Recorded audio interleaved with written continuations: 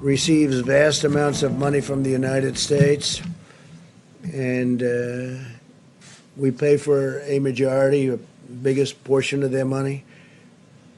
And they actually criticized and disagreed with my travel ban at the time I did it, and they were wrong. They've been wrong about a lot of things, and they had a lot of information early, and they didn't want to. They seemed to be very China-centric.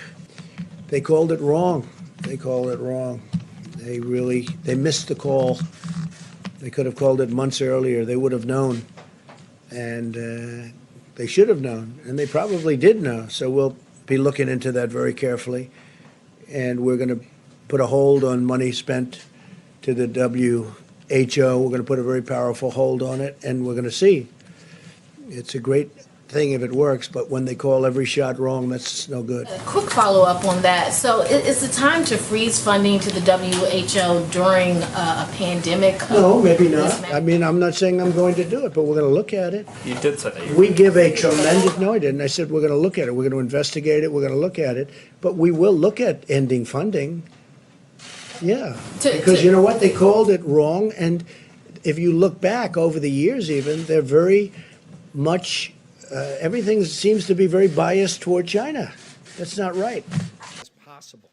And virtually every one of those companies we did have a problem with GM and Ventec. On the one hand, did you see these memos that reportedly Peter Navarro wrote back in January? When did you see them, and how does these memos sort of square with what you've often said that nobody could have predicted this? It sounds like he was predicting. I didn't see him, but I heard he wrote some memos talking about pandemic.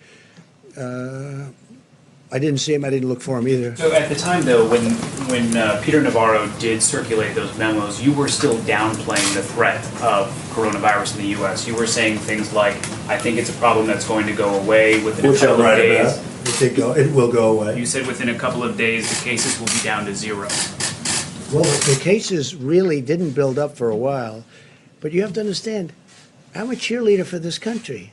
I don't want to create havoc and shock and everything else, but ultimately, when I was saying that, I'm also closing it down. I obviously was concerned about it because I closed down our country to China, which was heavy. I will suggest two things to the world.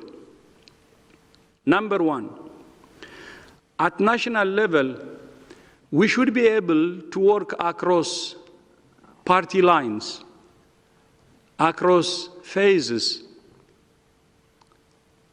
across other differences that we have, across ideology.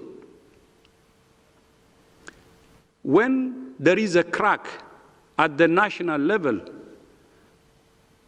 between political parties, between religious groups, or between other groups, that's when the virus gets a crack that it can exploit and defeat us. So number one is the national unity, working across party lines. I was a politician. I know how difficult this could be. I know it. Although it's difficult, it's the right thing to do. At the end of the day, the people belongs to all political parties. The focus of all political parties should be to save their people. Please don't politicize this virus.